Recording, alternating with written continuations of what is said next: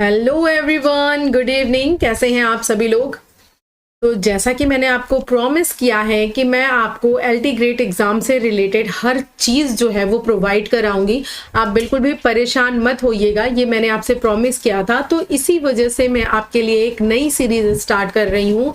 वो सीरीज है बायोग्राफी की, ठीक है। क्योंकि जब वर्क पढ़ाए जाते हैं तो जनरली क्या होता है, पहले बायोग्राफी को कंप्लीट करा करके फिर वर्क्स को कंप्लीट कराया जाता है। लेकिन मैंने जो है मेरा जो अप्रोच है उसमें मैंने इस तरीके से रखा है कि मैंने सोचा है कि पहले मैं आपको वर्क कंप्लीट करा दूं, उसके बाद मैं आपको अलग से हर एक राइटर की बायोग्राफी पढ़ाकर एक अलग से प्लेलिस्ट बना दूंगी। उससे ये होगा कि जिन बच्चों को बायोग्राफी की नीड है वो उसको देख लेंगे, जिन्हें केवल वर्क देखना है वो सिर्फ उसको देख लेंगे, उनका टाइम किल नहीं होगा। बस इसी वजह से मेरा मेन यही पर्पस था, इसीलिए से मैंने ये काम किया है आपके लिए। तो सबसे पहले हम अपने प्यारे विलियम शेक्सपियर जी को स्टार्ट करने चल रहे हैं, द बार्ड को स्टार्ट करने चल रहे हैं। आइए हम इनके जीवन में कुछ झांक कर देखते हैं। इनके जीवन से रिलेटेड बहुत ज़्यादा कुछ ऐसे ऑथेंटिक प्रूफ तो हमें नहीं मिलते हैं, ना ही इनकी राइटिंग्स के हमें ऑथेंटिक प्रूफ मिले, लेकिन काफ़ी चीज़ें हमें जो है वो सही सही पता चलती हैं। तो उसके लिए हमको और आपको चलिए देखना पड़ेगा इन स्लाइड्स को, जिसके थ्रू हम इनकी लाइफ में थोड़ा सा उतर पाएंगे और देख पाएंगे। ये रहे, देखिए, द लेजेंड विलियम शेक्सपियर जी, ठीक है। और ऐसा कहा जाता है, ऐसा मैंने एक पढ़ा था कि ये जो इनकी फोटोज है ना, ये एक्चुअली रियल विलियम शेक्सपियर की फोटोज नहीं है। वो ऐसे नहीं दिखते थे, कुछ और तरीके से उनका फेस था, लेकिन वो फोटोज जो है वो हर जगह मिलती नहीं है, ऐसा मैंने पढ़ा था, देखा था। और ये उनका मॉडिफाइड फॉर्म है, ठीक। खैर, हमें फोटो से क्या है, लेकिन देख लीजिए। मैं और ये बायोग्राफी है आपकी, तो बायोग्राफी की सीरीज स्टार्ट कर देते हैं। आइए, तो आइए हम सबसे पहले चलते हैं, हम इनकी अर्ली लाइफ को देखते हैं। तो अर्ली लाइफ को देखने के लिए आपको समझना पड़ेगा कि सबसे पहले जो है हम इनका नाम जानते हैं। तो इनका नाम आपको पता ही है, इनका नाम है विलियम शेक्सपियर। और अगर हम यहाँ पर बात करते हैं उनकी बर्थ की, तो बहुत ही इंपॉर्टेंट डेट है। और जैसे कि मैंने कहा कि बहुत ज़्यादा सर्टेन प्रूफ नहीं मिलते हैं, कोई ऐसा एविडेंस नहीं मिलता है कि एग्जैक्टली इनका जन्म जो है वो किस डेट को हुआ था। लेकिन हाँ, ये है, डॉक्यूमेंट्स में ये मिलता है कि इनका जो बैप्टाइजेशन है वो हुआ था 26 अप्रैल 1564 को। तो ऐसा माना जाता है कि जब जन्म होता है उसके 3 दिन बाद ही क्रिश्चियंस में क्या होता है, बैप्टाइजेशन होता है। तो इस वजह से ये माना जाता है कि 23 अप्रैल 1564 को क्या हुआ होगा, इनका बॉर्न हुआ होगा, इनका जन्म हुआ होगा। तो ये डेट आपको याद रखनी है, ठीक। और यहाँ पर देखिए, एक बहुत बड़ा डिबेट चलता है इनके बर्थ प्लेस को लेकर के कि स्ट्रेट फूड अपॉन एवन है या फिर स्ट्रेट फूड ऑन एवन है। तो पहली बात तो आपको ये चीज दिमाग में रखनी है कि स्ट्रेट फूड ऑन एवन और अपॉन एवन दोनों एक साथ नहीं आएगा एग्जाम में, दोनों में से कोई एक ही देगा, जो देगा आप उस पर क्लिक करोगे।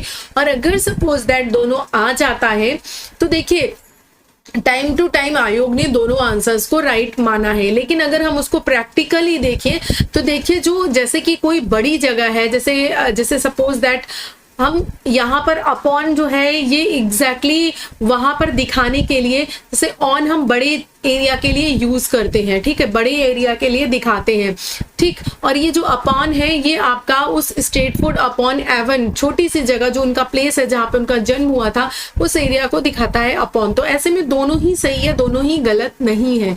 लेकिन अगर बात करें एक्यूरेसी की, तो उसके लिए आप अपॉन के साथ जाओगे। लेकिन अगर आपके एग्जाम में ऑन दिया है तो आप ऑन को भी क्लिक करोगे। दोनों में से दोनों सही है, डिपेंड्स कि आपका ऑप्शन क्या देता है एग्जाम में, ठीक। आपको रिजल्ट नहीं होना इतनी छोटी छोटी चीजों पर, क्योंकि अगर आप इतना परेशान होगे, क्योंकि स्पेशली जो नए बच्चे हैं ना, वो दोनों ऑप्शंस देखेंगे तो बहुत ज्यादा परेशान हो जाते हैं कि क्या करें, क्या सही है। तो एक्चुअली दोनों सही है। ये ऑन और अपॉन सिर्फ जो प्लेस है उसकी सिचुएशन को दिखाने के लिए यूज किया जा रहा है, ठीक। और वारविकशायर इंग्लैंड में इनका क्या हुआ था, जन्म हुआ था, ठीक।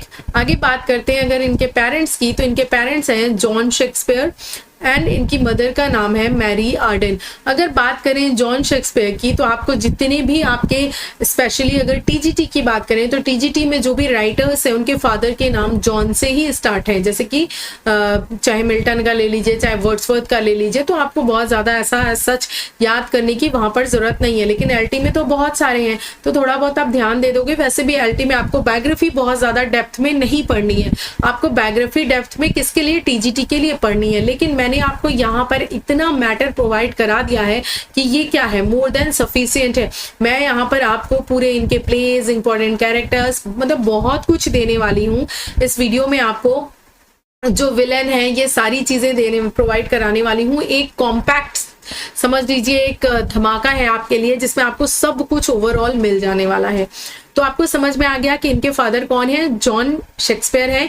और अगर बात करें कि उनका क्या काम था, क्या करते थे, तो वो ग्लोव मेकर थे एंड एल्डरमैन थे। ओके, और जो मैरी आर्डन थी ये कौन थी, ये लैंड ओनिंग फैमिली से थी, जो कि बहुत ही वेल्दी फैमिली थी। ठीक है, मैरी आर्डन। अब बात करें जो विलियम शेक्सपियर है, उन्होंने कौन सा स्कूल अटेंड किया है, तो किंग्स न्यू स्कूल का नाम मिलता है, जो कि स्ट्रेटफोर्ड में है, where he received a classical education including Latin, grammar and literature. And William Shakespeare के बारे में कहा जाता है कि उन्होंने सच कोई हाईली एजुकेशन नहीं ली है, हाईली एजुकेटेड नहीं थे वो, कोई भी ना ही उन्होंने कभी कैम्ब्रिज यूनिवर्सिटी या फिर ऑक्सफोर्ड यूनिवर्सिटी वो कभी भी नहीं गए हैं।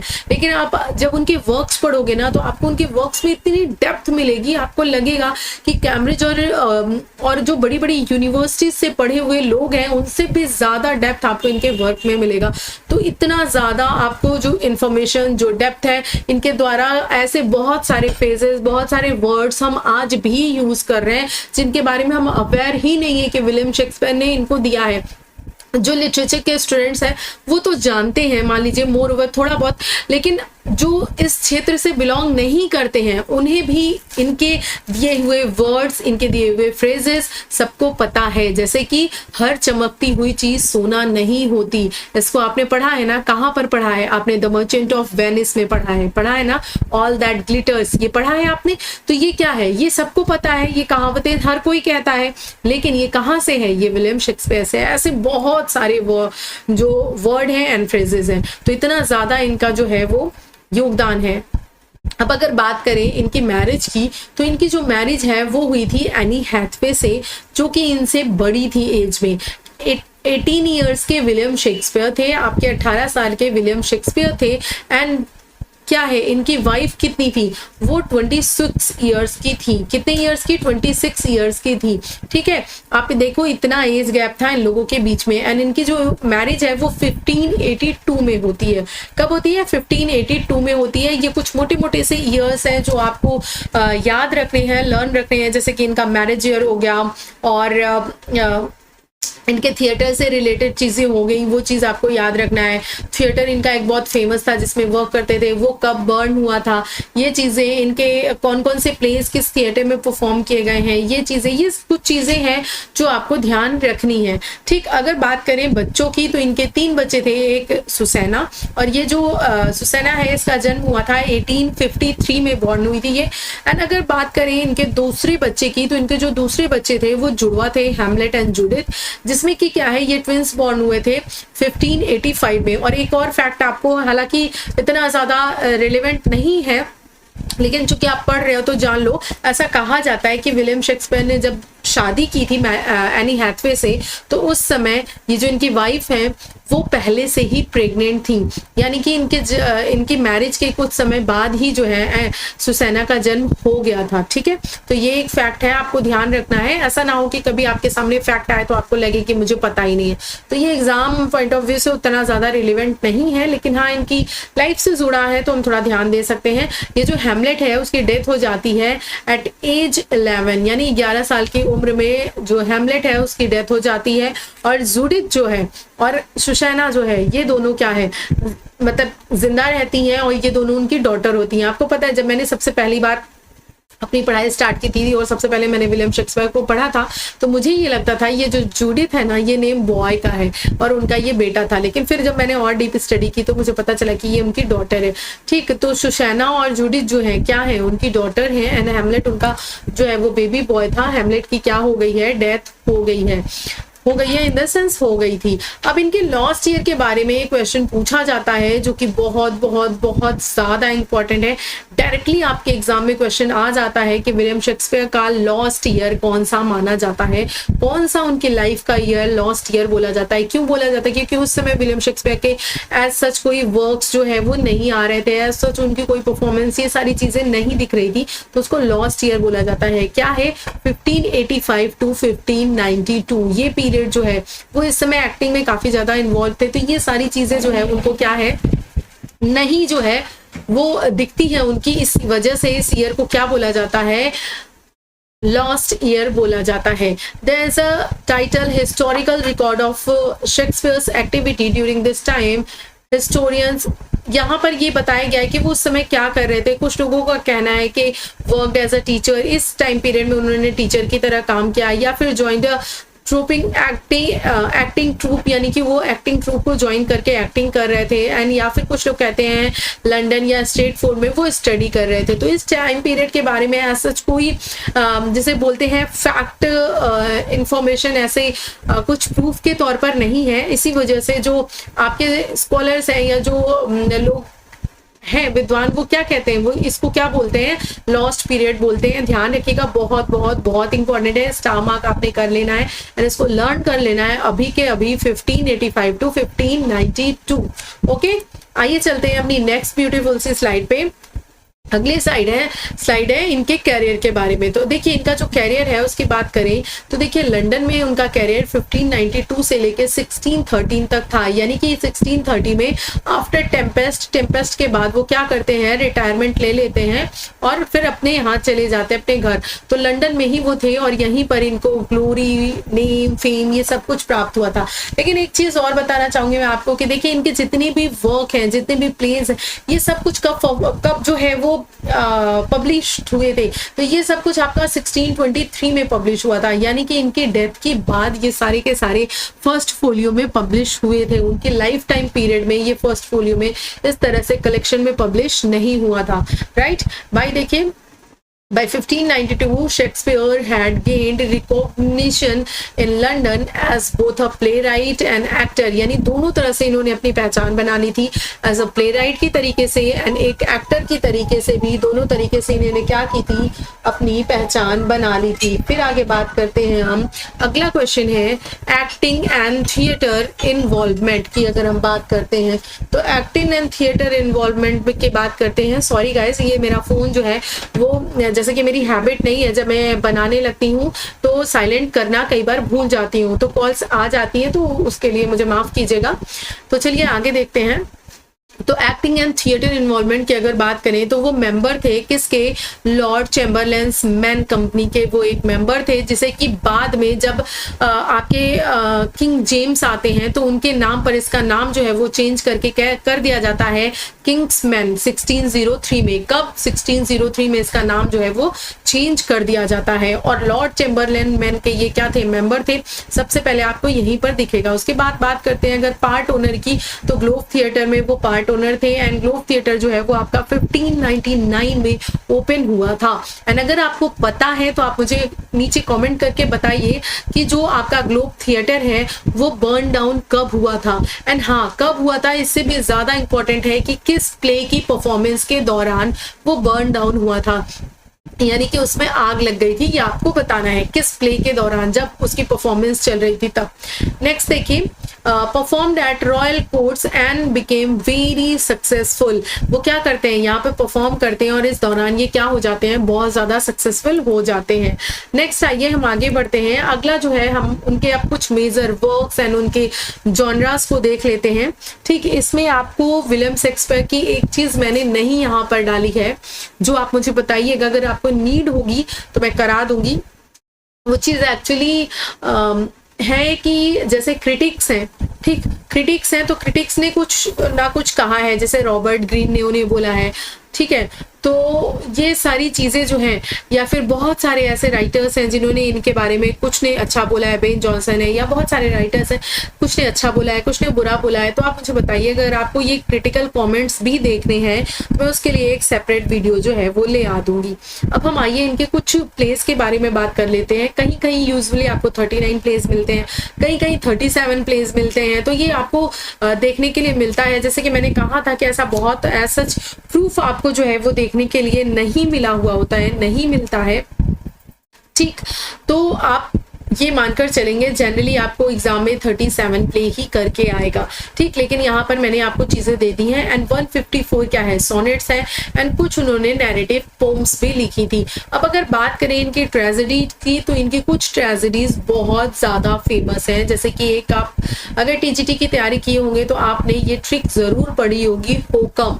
होकम means Hamlet, Othello, King Lear and Macbeth. और ये जो है ये एक ऑर्डर में है कि जिस ऑर्डर में ये आई थी, यानी कि 1601-2 में, फिर सबसे लास्ट 1606 के आसपास आपका मैकबेथ आया था।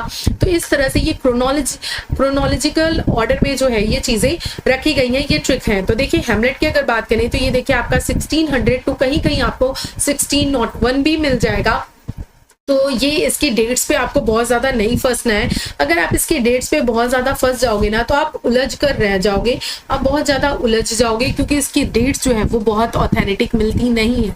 अप्रॉक्स आपको मिलेंगी, तो आपको ये ध्यान रखना है। जैसे कि हैमलेट है, अगर यहाँ पर बात करें तो ऑपरेंस philosophical struggle with revenge and mortality. यहाँ पर किसकी बात की जा रही है, यहाँ पर बात की जा रही है हिमसेल्फ, हैमलेट के बारे में। क्योंकि हैमलेट जो है वो किस तरह से एक कॉन्फ्लिक्ट के बीच में रहता है, बहुत उसके मन में मतलब एक इनडिसीजन जैसी स्थिति बनती है। वो डिसाइड नहीं कर पाता कि क्या सच में जो उसके फादर दिखे थे वो सच में उसके फादर थे, एंड उन्होंने जो भी बताया है कि उनकी डेथ जो है वो उनके चाचा की वजह से हुई है, चाचा ने उनकी डेथ जो है वो करवाई है, मारा है, खुद करवाई नहीं है, मारा है। तो वो डिसाइड नहीं कर पाता कि उसको कैसे रिवेंज लेना है। तो ये चीज आपको देखने के लिए मिलेगी, ये स्ट्रगल देखने के लिए मिलेगा आपको हैमलेट में। फिर अगर बात करें मैकबेथ की, तो मैकबेथ में आपको मिलता है एक ambition and guilt in a Scottish setting. Scottish setting आपको मिलेगी, एंड यहाँ पर आपको एक हाई एम्बिशन मिलेगा, ओवरलैपिंग एम्बिशन मिलेगा। किसका मिलेगा, मैकबेथ का मिलेगा। और जिसमें पूरा का पूरा जो श्रेय है वो किसे दिया जाता है, फोर्थ विच, जिसे कि कॉलरिज ने बोला है, यानी कि किसको दिया जाता है, जो मैकबेथ की वाइफ है, लेडी मैकबेथ, उसे बोला जाता है। क्योंकि मैकबेथ जो है जब ये सोचता है कि कहीं ना कहीं उसके मन में तो ये चीज पहले से थी कि उसने जो है वो राजा की डेथ करना है और किंग बनना है, लेकिन यहाँ पर वो कहीं उसके मन में बार बार ये आता है कि नहीं, मुझे ये नहीं करना चाहिए क्योंकि राजा तो बहुत अच्छे हैं और मुझे उन्हें नहीं मारना चाहिए। तो इस तरह की चीजें उनके जो है वो मन में आती हैं। लेकिन अगर आप बात करोगे ना तो उसको बहुत ही स्ट्रांगली पुश देने का काम कौन करता है, तो वो करती है लेडी मैकबेथ। वो बार बार उसे जो है कहती है कि तुम एक मर्द नहीं हो, तुम एक मर्द हो अगर, तो तुम इस तरह से नहीं कर सकते, तुम पीछे नहीं हट सकते। तुमने बोला था कि तुम करोगे और राजा बनने का तुम्हें इससे बेहतर मौका नहीं मिल सकता है। इस तरह से तमाम चीजें उसको भड़काती है, बोलती है। एंड फाइनली क्या होता है कि ये लोग राजा रानी बन तो जाते हैं, लेकिन ये कभी भी उसकी जो ग्लोरी है, उसका जो सुख है वो नहीं ले पाते हैं। क्योंकि एम्बिशन के चक्कर में ये इतना ज्यादा, जिसे बोलते हैं ब्लड शेड में उतर जाते हैं, कि पहले तो वो किंग को मारते हैं, फिर अपने फ्रेंड बैंको को मारते हैं, फिर बैंको जो है मैकडफ की फैमिली को मारते हैं। तो इस तरह से बहुत ज्यादा ये सारी चीजें आपको देखने के लिए मिल जाती हैं। लेडी मैकबेथ जिसने की डायरेक्टली जो है वो इन्वॉल्व नहीं रही है डेथ में, डायरेक्टली इन द सेंस उसने मारा नहीं है, लेकिन स्टिल वो बार बार ये आपको देखने के लिए मिलता है। बोलती है, अपने हाथों को बार बार धुलती है और बोलती है कि अगर अरेबिया के पूरे परफ्यूम्स ला दिए जाएं फिर भी मेरे हाथों से ये जो ब्लड की स्मेल है ये नहीं जा सकती। तो इस तरह से उसके ऊपर साइकोलॉजिकल आप कह सकते हो इम्पैक्ट पड़ता है इन चीजों का। तो यहाँ पर वो इस ग्लोरी को, किंग बनने की ग्लोरी को एंजॉय नहीं कर पाते हैं। तो ये आपको ओवरऑल पूरे एम्बिशन का खेल है कि एम्बिशन होना लाइफ में जरूरी है। डेफिनेटली अगर आपको लाइफ में आगे बढ़ना है तो आपको एम्बिशन रखना पड़ेगा। अगर आप एम्बिशन लेस पर्सन हो, आपका कोई एम्बिशन नहीं है, तो आप लाइफ में कभी भी आगे नहीं बढ़ सकते हो। आपको कोई कुछ भी बोलकर चला जाएगा, कुछ भी करके चला जाएगा, आप सब कुछ सुन लोगे और आपको ऐसा लगेगा कि ये चीजें, अरे यार मैं तो इतना अच्छा हूं, मैं ईगो पे नहीं लेता। लेकिन लेनी चाहिए। कुछ चीजें ऐसी होती हैं जो चीजें अपनी सेल्फ रिस्पेक्ट के लिए बहुत जरूरी होती है, अपनी सेल्फ रिस्पेक्ट बहुत जरूरी होती है और एम्बिशन भी जरूरी होता है। लेकिन जब कोई भी चीज, कहते नहीं है कि अगर किसी भी चीज की अधिकता हो जाती है, चाहे वो स्वीटनेस ही हो, अगर स्वीटनेस ही बहुत ज्यादा बढ़ जाती है तो वो भी घातक ही होती है। तो उसी तरह कोई भी चीज जब बहुत ज्यादा बढ़ जाएगी तो उसके परिणाम, जो उसका कॉन्सिक्वेंसेस है, वो कभी भी अच्छा नहीं होगा। तो यहाँ पर क्या हुआ था, इनका जो एम्बिशन है वो बहुत ज्यादा बढ़ गया था, जिसके चक्कर में इन्हें तो प्रमोशन ऑलरेडी मिल रहा था, लेकिन इन्हें किंग बनना था। इस चक्कर में इन्होंने सारा लिपापोती कर डाला। नेक्स्ट बात करते हैं ओथेलो की। ओथेलो जो है वो आपका 1603 में आता है एंड यहाँ पर आपको जेलेसी, रेस एंड बिट्रेयल मिलता है। यहाँ पर वो कहते नहीं है, कहते कई बार आपने कहावत सुनी होगी कि जब लंगूर को अंगूर मिल जाते हैं तो उसे हजम नहीं होता। सुना है? तो कुछ ऐसी ही कहानी ओथेलो की है। ओथेलो एक मूरिस है, वो बिल्कुल काला सा है, हपसी है और उसे एक बहुत ही ब्यूटीफुल सी लेडी मिल जाती है। वो इसकी जो है पर्सनालिटी से, इसका जिस तरह से ये, मतलब जो इसकी सोल्जर पर्सनालिटी है, सोल्जर है, उससे ये बहुत ज्यादा इम्प्रेस्ड हो जाती है एंड अपने घर से, अपने पिता से छुपाकर क्या करती है, शादी भी कर लेती है और इसके प्रति लॉयल भी रहती है। लेकिन सिर्फ और सिर्फ इसको ये डाउट, सिर्फ ये शंका, सिर्फ ये जेलिसी, इसको क्या है, इसको दिमाग में ये रहता है कि ये किसी और के साथ होगी और इस चक्कर में ये क्या करता है, फंस जाता है यागो के चक्कर में। यागो जो है, इसे मोटिवलेस मैलिग्निटी बोला जाता है। बहुत ही खतरनाक विलन है ये। पूरी विलियम शेक्सपियर के जितने भी वर्क हैं, इवन इसको मतलब सबसे ज्यादा विलेनियस कैरेक्टर बोला गया है। तो ये बहुत ज्यादा विलन का रोल इसमें दिखाता है, बताता है कि जेलेसी के बारे में स्टेटमेंट देता है और इस तरह से जेलेसी जो है वो क्रिएट करवाता है और जो जो ये करवाना चाहता है, यानी कि जितने भी कैरेक्टर्स हैं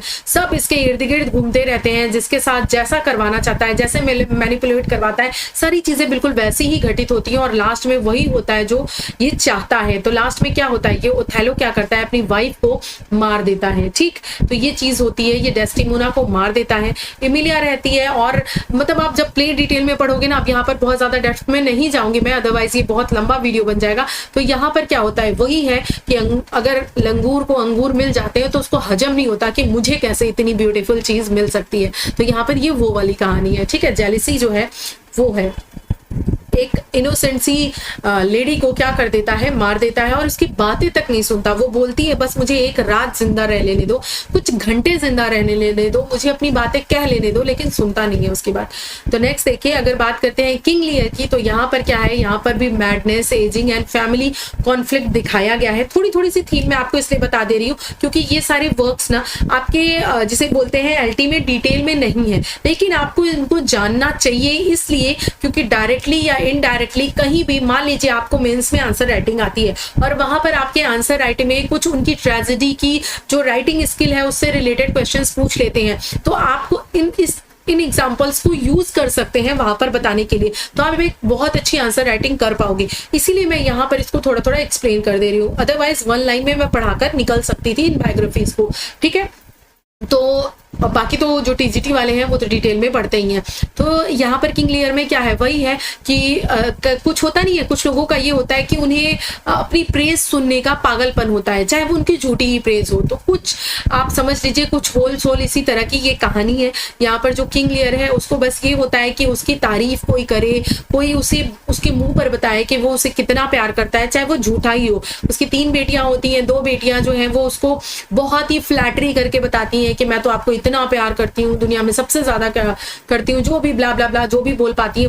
वो उनसे बहुत इंप्रेस हो जाता है और अपना पूरा जो राज्य है दोनों को दे देता है। और जो सबसे छोटी बेटी कॉर्डिलिया होती है, बहुत ही इनोसेंट कैरेक्टर है, वो बस इतना बोलती है कि मेरा आपका जो बॉन्ड है, मेरा आपका जो रिलेशन है एक फादर एंड डॉटर का, बस उसी अनुसार मेरा आपका प्यार है, ना इससे कम ना इससे ज्यादा। और जब उसे जरूरत पड़ती है, जब वो पागल हो जाता है, उसकी दोनों बेटियां उसे घर से निकाल देती हैं, तब उसके लिए स्टैंड कौन करता है, कॉर्डिलिया ही स्टैंड करती है। एट लास्ट कॉर्डिलिया की डेथ भी हो जाती है। ठीक, तो ये चीज आपको देखने के लिए मिलेगी एंड यहीं पर एक और सब प्लॉट भी आपको देखने के लिए मिलेगा। वहां पर आपको एडबर्न, एडगर एंड ग्लाउसेस्टर इनकी भी मिलेगी, उसमें भी कुछ ऐसा ही होता है। ठीक है। तो यहाँ पर आपको क्या है, फैमिली कॉन्फ्लिक्ट देखने के लिए मिलता है। ये सारे प्लेस आपको सीख देते हैं, एक लेसन देते हैं कि आपको आपके अंदर ना ही बहुत ज्यादा ऐसा होना चाहिए कि इनडिसीजन होना चाहिए। कुछ भी कोई भी डिसीजन आपने लेना है, छोटा सा भी डिसीजन लेना है, तो आप उसको सोचने में बहुत घंटों महीनों साल लगा दे रहे हो, तो कोई मतलब नहीं, आप इंसान नहीं हो फिर। मतलब कि क्या आपकी पावर मेंटेन एबिलिटी इतनी कम है कि आप इतना टाइम ले रहे हो? तो हर डिसीजन को लेने का एक टाइम पीरियड होता है, उतने में आप लिए तो ठीक है, अदरवाइज कोई मतलब नहीं है उसका। तो ये चीज आपको देखने के लिए मिलती है। एंड आपको मैकबेथ में ये देखने के लिए मिलता है कि एम्बिशन होना चाहिए, लेकिन बहुत ज्यादा एम्बिशियस होना भी खराब है। एंड जेलेसी तो कभी भी नहीं होनी चाहिए, आपको ट्रस्ट होना चाहिए आप जिसके साथ में हो। नेक्स्ट आपको किंग लियर है, तो आपको फैमिली कॉन्फ्लिक्ट देखने के लिए मिलता है। यहाँ पर आपको ये समझ में आता है कि जो फ्लैटरी है उसे हमें नहीं पसंद करना चाहिए, क्योंकि कई बार क्या होता है, हमारे सामने जो हंसते हुए मुस्कुराते हुए ऐसे चेहरे होते हैं ना, जनरली वो हमें बहुत ज्यादा अच्छे लगते हैं। लेकिन जो चेहरे बहुत ज्यादा किटपिट करते हैं, जो आपके लिए हमेशा आपसे लड़ते हैं, ब्ला ब्ला, हर टाइम आपकी कमियां निकालते रहते हैं, बोलते रहते हैं, जनरली हमें वो पसंद नहीं आते।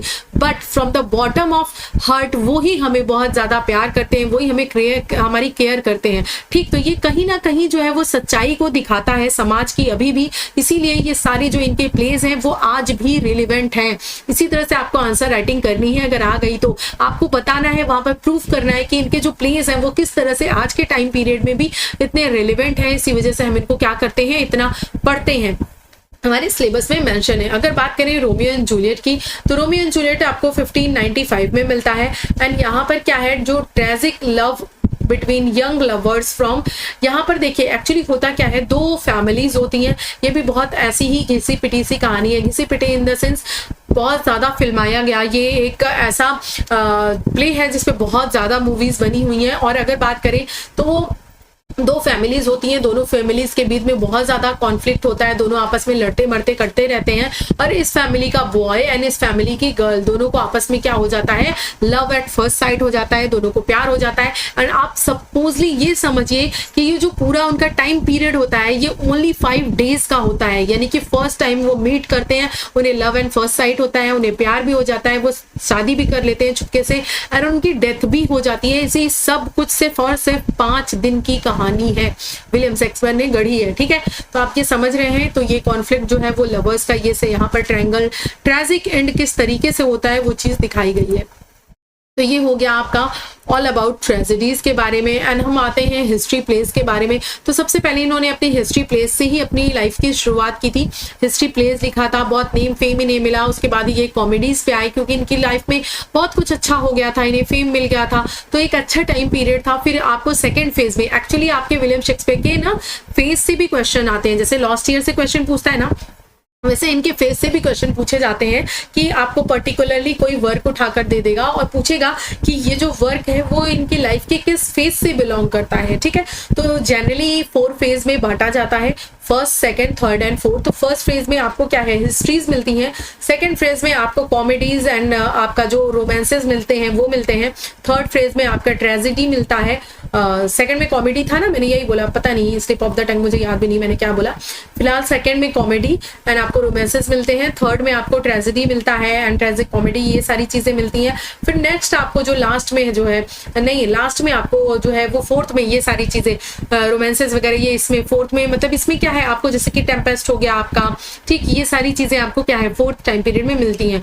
उसको मैं कभी बता दूंगी, अगर आपको नीड होगी तो आप बताइएगा। ठीक, तो यहाँ पर देखिए रिचर्ड थर्ड इन्होंने लिखा था, यहाँ पर राइज एंड फॉल ऑफ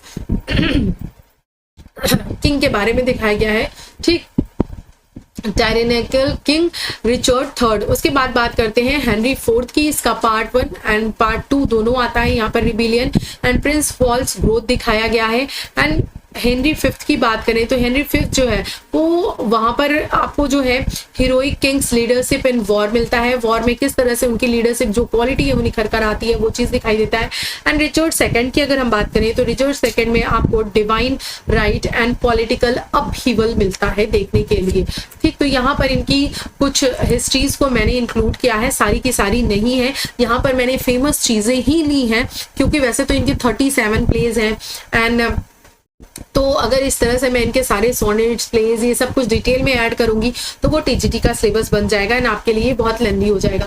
यहाँ पर मैं आपको इतनी इन्फॉर्मेशन दे रही हूँ कि आपको कम भी नहीं पड़ेगी एंड आपको ज़्यादा भी नहीं होगा, यानी डाइजेशन भी आपको नहीं होगा और आपका एग्जाम में इसका मेंस तक का तैयारी आपका हो जाएगा। ठीक, बायोग्राफी से अगर मैं बात करूँ तो अब आइए हम चलते हैं अपनी स्वीट कॉमेडीज पर। देखिए मैंने कितना प्यारा सा आपके लिए स्माइली फेस लाया है, मुस्कुरा दीजिए। वैसे भी जिंदगी में लाखों गम है यार, दुख रहने के तो बहुत सारे रीजन है, खुश रहने की बस एक वजह होनी चाहिए। बहुत कम लोगों की लाइफ में है। कुछ लोगों का नेचर है कि वो खुश रहते हैं किसी भी कंडीशन में हो, बहुत अच्छी बात है, लेकिन बहुत ऐसे लोग हैं जिन्हें खुश रहने की वजह चाहिए होती है ना। तो उनमें से मैं भी एक हूँ। मैं बहुत जल्दी हंस मुस्कुरा नहीं पाती हूँ, मुझे एक रीजन कुछ ऐसा चाहिए होता है जब मैं खुश हूँ। ठीक, बाकी तो ठीक ही है। चलिए, तो ये देखिए मैंने आपके लिए इसीलिए स्माइली फेस लगा दिया है, आप लोग भी थोड़ा सा हंस मुस्कुरा लीजिए। एंड अगर आपको अच्छा लग रहा है तो आपको पता है ना आपको क्या करना है, obviously like share and subscribe कर दीजिए। चलिए थोड़ा सा अपने इस थंब को कष्ट दे दीजिए। देखिए मैं भी तो आपको समझा के कष्ट ले रही हूँ ना। चलिए कम ऑन, आइए। मिडसमर नाइट्स ड्रीम की अगर बात करें तो ये 1595 में जो है वो आपको मिलता है एंड यहाँ पर थीम क्या है, लव है, मैजिक है एंड मिस्टेकन आइडेंटिटीज है। ठीक, बहुत ही अमेजिंग इसकी स्टोरी है। किस तरह से यहाँ पे आपका जो है वो निक बॉटम होता है, वो जो है गधे का उसका सर हो जाता है एंड आपको यहाँ पे हिपोलिटा मिलती है, थीसियस मिलते हैं, ऐसे बहुत सारे कैरेक्टर्स मिलते हैं। बहुत ही मजेदार स्टोरी है। विलियम शेक्सपियर को पढ़ना अपने आप में एक मतलब बहुत ही अमेजिंग सा एक्सपीरियंस होता है, तो आपको पढ़ना चाहिए डेफिनेटली इन वर्क्स को। कभी खाली टाइम मिले तो डेप्थ में पढ़िएगा।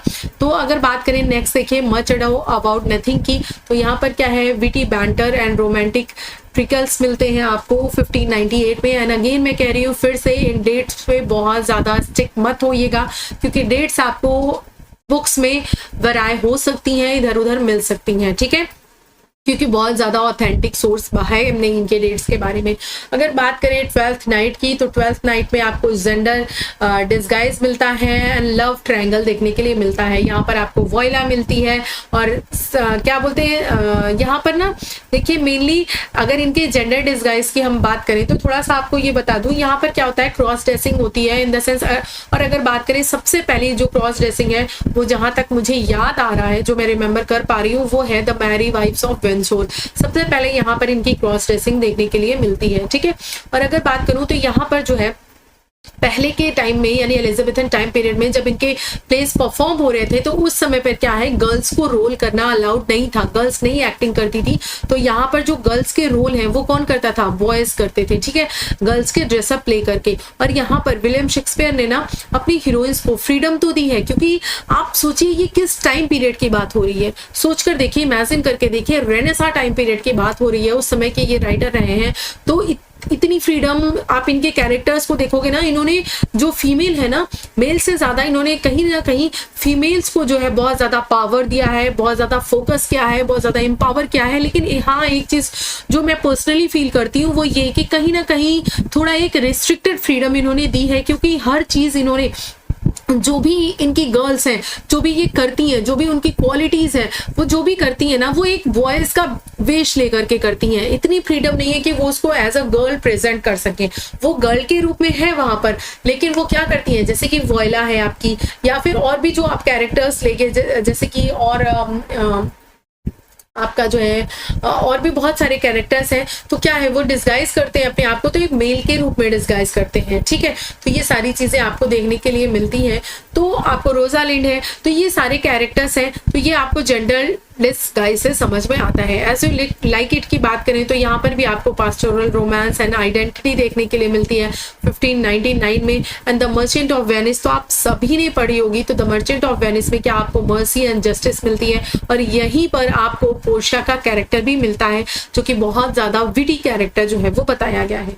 ठीक है, बताया क्या गया है मतलब है। ठीक, एंड अगर यहाँ पर आइए हम रोमांसेस की बात करें तो देखिए, हाँ मैं वहां पर बोल रही थी ना, तो आपके 4th फेज में आपके रोमांसेस आते हैं, यानी कि ये लेट प्लेज हैं जो कि आपको लास्ट में मिलते हैं।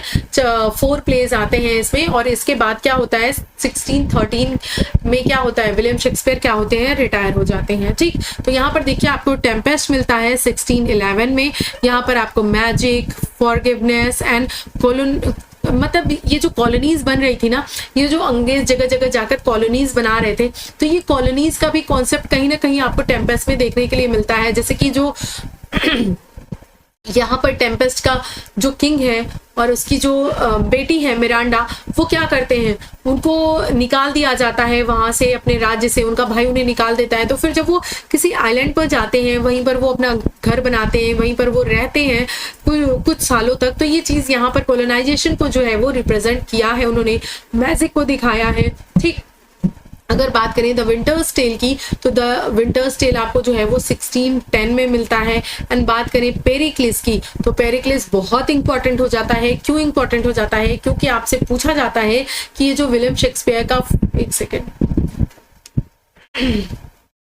विलियम शेक्सपियर का जो ये फर्स्ट फोलियो है, ठीक, विलियम शेक्सपियर का जो ये, एक सेकेंड कहाँ गया, राइट, ये जो आपका फर्स्ट फोलियो है ये कब आया था? ये आया था 1623 में आया था। तो ये जो 1623 में इनका फर्स्ट फोलियो आया हुआ है ना, इसमें जो है क्या है, इसमें ये जो आपका पेरिक्लिस है ना, ये इंक्लूडेड नहीं था। तो ये बहुत ज्यादा एग्जाम का फेवरेट क्वेश्चन है, आपसे पूछेगा कि फर्स्ट फोलियो में कौन सा जो इनका प्ले है वो इंक्लूडेड नहीं है, पब्लिश नहीं हुआ था। तो कौन सा नहीं हुआ था? पेरिक्लिस नहीं हुआ था। और अगर बात करें कि इसको पब्लिश किसने करवाया था, तो इसको हेमिंग एंड कॉन्डेल ने पब्लिश करवाया था।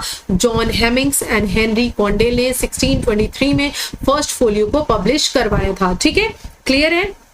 एंड इनके जो है 154 जो है वो आपको सोनेट्स मिलते हैं, जो कि आपने फर्स्ट स्लाइड में ही देख लिया है। और नीचे अगर बात करें एक और की, तो वो है आपका क्या, सिम्बलिन। ठीक, अब ये हम चलते हैं, अब इनके सोनेट्स के बारे में कुछ देख लेते हैं। जैसे इनके जो सोनेट्स हैं, ठीक, इनके सोनेट्स हैं 1609 में इनका सोनेट आया था। किसने लाया था? थॉमस थॉप ने लाया था। किसने? थॉमस थॉप ने लाया था। और यहाँ पर थीम दिखती है, theme of love, beauty and time and mortality की थीम दिखती है। यहाँ पर ये अपने जो सोनेट्स हैं 154 सोनेट्स हैं, इसको ये 3 पार्ट्स में डेडिकेट करते हैं, डिवाइड करते हैं। सोनेट नंबर 1 से लेके 126 तक ये फेयर यूथ को डेडिकेट करते हैं। एंड उसके बाद 127 से लेके सोनेट नंबर 152 राइट 152 तक यहाँ पर है। एंड 153 एंड 154 किसको है? क्यूपिड को है। और ये डार्क लेडी को डेडिकेटेड है। ये तीनों चीज इंपॉर्टेंट है, आप ध्यान रखोगे। एंड जो ये फेयर यूथ है ना, जिस तरह से इन्होंने फेयर यूथ के बारे में चीजें बताई हैं, जैसे बोला है कि तुम्हें जो है अपनी जो प्रजाति है उसे बढ़ाना चाहिए, तुम्हें शादी करना चाहिए, तुम्हें बच्चे पैदा करना चाहिए, अदरवाइज तुम्हारी ये जो ब्यूटी है, तुम्हारी ये जो खूबसूरती है वो यहीं रह जाएगी। ठीक, वो आगे नहीं हो पाएगी कैरी फॉरवर्ड। तो इस तरीके से तो लोग ये कहते हैं कि कहीं ना कहीं इनके अंदर गे के और ये सारी चीजें जो है वो देखने के लिए मिलती हैं। ठीक, आगे देखिए, अगर बात करें इनकी पोम्स की, तो इनकी जो पोम है वो वीनस एंड एडेनिस है, द रेप ऑफ लुक्रीज है। एंड इन दोनों से ही बहुत ज्यादा क्वेश्चंस पूछे जाते हैं। जैसे कि आपकी एक 6 लाइन में है, दूसरी 7 लाइन में है। ठीक, किस फॉर्म में लिखी हुई है। अच्छा चलो ठीक है, ये आपको मैं होमवर्क दे देती हूँ, क्योंकि बहुत बहुत बहुत ज्यादा जिसे बोलते हैं इंपॉर्टेंट भी है, आपके एग्जाम में भी आता है और आपसे क्वेश्चन भी पूछा जाता है। First heir of my invention, ठीक, किसको बोला था इन्होंने, किस अपने वर्क को इन्होंने ये बोला था उसे लिखने के बाद। तो ये आप मुझे नीचे कमेंट बॉक्स में कमेंट करके बताओगे। And Venus and Adonis and rape of Lucrece के बारे में कुछ शॉर्ट नोट्स, 2-3 पॉइंट्स आप मुझे नीचे कमेंट करके बताओगे। ठीक है, और हाँ एक चीज और कहना चाहूंगी, आप लोग जो लोग नीचे कॉमेंट करते हैं, जो लोग मुझे थैंक यू बोलते हैं, उन्हें दिल से शुक्रिया। मैं 2 दिन मैंने देखा, 2-3 दिन आया था, लेकिन मैं मेरे दिमाग से बिल्कुल ना स्किप हो जा रहा था। वैसे तो मैं यूजुअली वीडियो खत्म होने के बाद थैंक यू बोलती हूँ, लेकिन हाँ स्पेशली मेरे लिए जो लोग इतना एफर्ट कर रहे हैं, क्योंकि लोगों से तो लाइक ही नहीं किया जाता यार, इतना उनके थंब में पेन होता है कि उनसे लाइक ही नहीं किया जाता। लेकिन कुछ लोग ऐसे हैं जो मेरी हर वीडियोस को लाइक करते हैं, पसंद करते हैं, कमेंट करते हैं। तो आप सभी लोगों को दिल से शुक्रिया, thank you so very much. आइए आगे चलते हैं। लेटर ईयर्स एंड डेथ की अगर बात करें, ठीक है, लेटर ईयर्स एंड डेथ की अगर बात करें, तो Shakespeare retired around 1613 and return to Stratford upon Avon. मैंने आपसे बताया था ना कि विलियम शेक्सपियर क्या है, 1613 में क्या होते हैं, रिटायर होते हैं। एंड स्ट्रेटफुड अपॉन एवन क्या होते हैं, लौट जाते हैं, अपने घर चले जाते हैं। एंड उनकी डेथ क्या है, उनकी डेथ जो है वो अप्रैल 16 में होती है, लगभग 52 ईयर्स जो है वो जिंदा रहते हैं, लगभग क्या 52 ईयर्स वो जिंदा रहते हैं। फिर अगर बात करें बरीड की, तो इनको होली ट्रिनिटी चर्च में जो है वो बरी किया गया था, स्ट्रेटफोर्ड अपॉन एवन में। ठीक, इनकी एपिटैफ पे जो है वो एक वार्निंग देते हैं कि कोई मेरी बोन्स को मूव ना करे। एक्चुअली वहां पर स्पेसिंग की वजह से क्या किया जाता है कि जब कोई किसी की डेथ हो जाती है और काफी टाइम हो जाता है उसे बरी किए हुए, तो ये लोग क्या करते हैं, उसकी बोन्स को निकाल के डिग करके हटा देते हैं एंड वहां पे दूसरी बॉडी को क्या कर देते हैं, बरी कर देते हैं। तो ये वहां का कल्चर है, लेकिन इनकी बोन्स को कोई हटाए ना, इस वजह से इन्होंने क्या है, एक एपिटेफ लिखा है। ठीक, चलिए अगर बात करें लेगेसी की, तो widely regarded as the greatest playwright in English language में ग्रेटेस्ट प्ले राइट के रूप में इन्हें जो है पहचान मिली है, इनकी लेगेसी है ये। This plays are translated into every major language and performed more than any other playwrights, यानी कि किसी भी प्ले राइट को जितना परफॉर्म किया गया है, जितना उनके बारे में ट्रांसलेट किया गया है, उससे कहीं ज्यादा विलियम शेक्सपियर के प्लेज हर लैंग्वेज में आपको ट्रांसलेटेड मिल जाएंगे एंड आपको उनके जो वर्क्स हैं उनको बहुत ज्यादा फिल्माया गया है, प्रेजेंट किया गया है, ठीक, परफॉर्म किया गया है।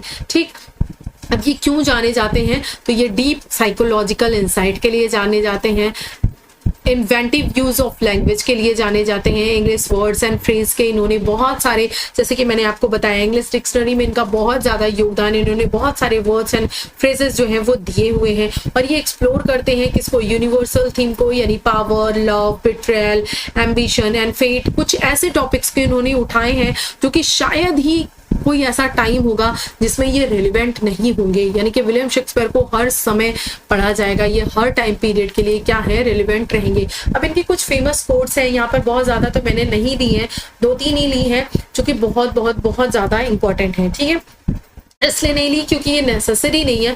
आपको आपके एग्जाम में जो भी कोट्स आएंगी एलटी में, वो एलटी का जो सिलेबस गिवन है उधरी से आने वाली हैं, लेकिन ये कुछ बहुत फेमस है, इस वजह से मैंने 1-2 आपको दे दी है। जैसे कि टू बी और not to be, that is the question. ये किसका है, हेमलेट का है। हेमलेट प्ले में हेमलेट खुद बोलता है कि मैं क्या करूं, जिंदा रहूं या मर जाऊं, मुझे कुछ नहीं समझ में आ रहा, दैट इज द क्वेश्चन। फिर क्या है, ये जो है आपका एज यू लाइक इट से है, all the words stage and all the man and women merely players. ये एज यू लाइक इट की बहुत ही फेमस कोट है। ठीक, यहाँ पर मैंने कैरेक्टर्स नहीं मेंशन किए हैं क्योंकि बहुत थोड़े से लिए हैं। The better part of well Lord is discretion, ये किसमें है, हेनरी 4th पार्ट 1 का है एंड 12th नाइट का है। Music with the food of love play on, तो ये जो 12th नाइट प्ले है ना, ये इसी लाइन से स्टार्ट ही होता है। इसमें जो ड्यूक होता है, ठीक, वो इसी लाइन से स्टार्ट करता है क्योंकि वो प्यार में खोया हुआ होता है और वो यही कहता है कि अगर जो म्यूजिक है वो अगर खाना है, प्यार का फूड है, खाना है, तो इसको बजने ही दो, इसको बंद मत करो। ठीक है, आगे बढ़िए, आगे देखते हैं हम क्या है। आगे अब हम बात करते हैं इनके थिएटर्स की। अगर हम विलियम शेक्सपियर को पढ़ रहे हैं और अगर हमने थिएटर्स छोड़ दिए हैं तो इट मींस हमने विलियम शेक्सपियर के थिएटर्स को स्किप करके बहुत ब्लंडर किया है, क्योंकि विदाउट थिएटर्स विलियम शेक्सपियर कुछ भी नहीं है, क्योंकि वहीं से इनको नेम, फेम, इनकी सारी पहचान वहीं से मिली हुई है। तो अगर बात करें तो सबसे पहले द थिएटर आपको देखने के लिए मिलता है 1576 में, जो कि जेम्स बर्बेज का है and father of actor Richard Burbage. ठीक, तो इनके द्वारा ये क्या किया गया था, बिल्ड किया गया था। एंड सिग्निफिकेंस की बात करें तो ये फर्स्ट परमानेंट पब्लिक थिएटर था लंदन में। तो आपसे पूछा जा सकता है कि first public theatre permanent in London कौन सा है, तो द थिएटर है, जो कि 1576 में आया था। एंड अगर बात करें Shakespeare's early play may have been performed here in the 1590s, यहाँ पर 1590s में इनके जो प्लेज हैं वो परफॉर्म हुए थे। And home of Lord Chamberlain's men Shakespeare's acting company. ठीक, तो ये चीज आपको देखने के लिए मिलती है लॉर्ड चैम्बरलेन्स में। एंड 1598 की अगर बात करें तो after a legal dispute the building was dismantled and its timbers are reused to build the globe theatre. यानी कुछ प्रॉब्लम्स की वजह से, कुछ डिस्प्यूट्स की वजह से क्या हुआ था, इन्होंने फिर क्या किया था, ग्लोब थिएटर्स को क्या किया था, रीयूज किया था, बिल्ड किया था, बनाया था।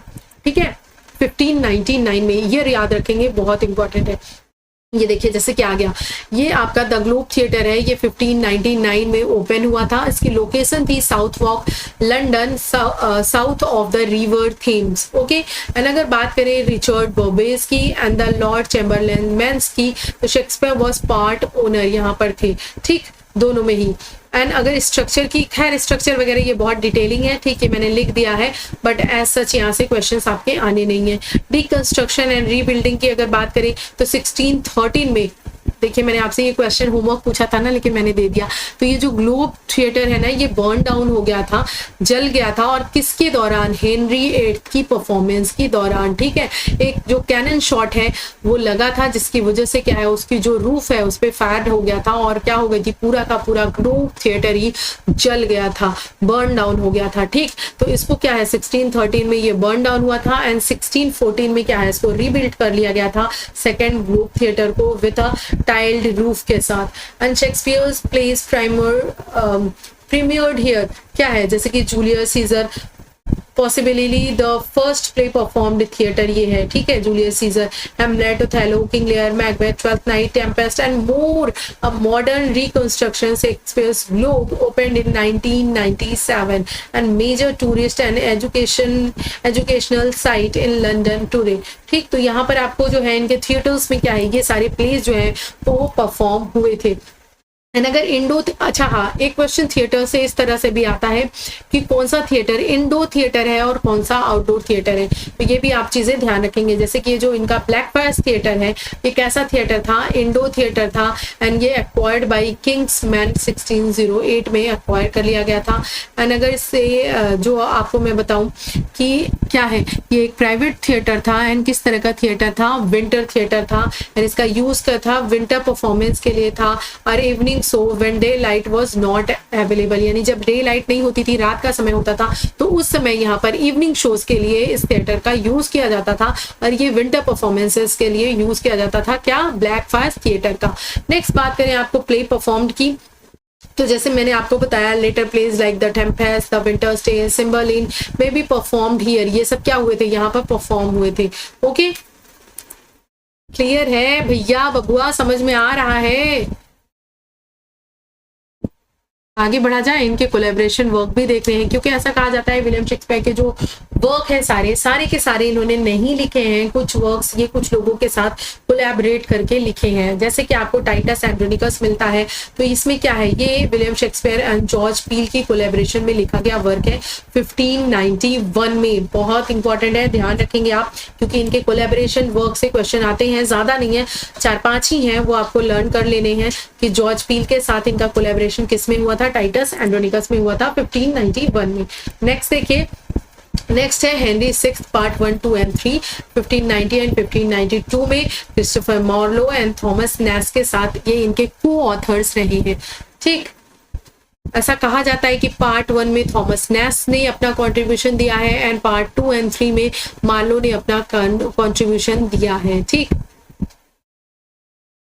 अब ये देखिए एक नोट है यहाँ पर कि 2016 ऑक्सफोर्ड शेक्सपियर एडिशन जो आया था, उसमें मार्लो को ऑफिशियली क्रेडिट दिया गया है एज को author for these place. In place के लिए मार्लो को जो है वो मतलब ऑथराइज किया गया है, बताया गया है कि हाँ ये इनके को ऑथर थे, यानी कि साथ में इन्होंने वर्क किया था 2016 में, ठीक। आइए नेक्स्ट देखिए, एडवर्ड थर्ड की बात करते हैं। तो एडवर्ड थर्ड जो है वो 1596 में है, एंड किसके, थॉमस किड के साथ इनका कोलैबोरेशन रहता है, ठीक। ये चीज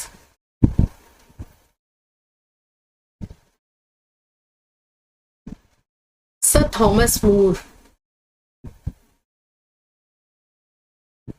प्राइमरी ऑथर, एक सेकेंड,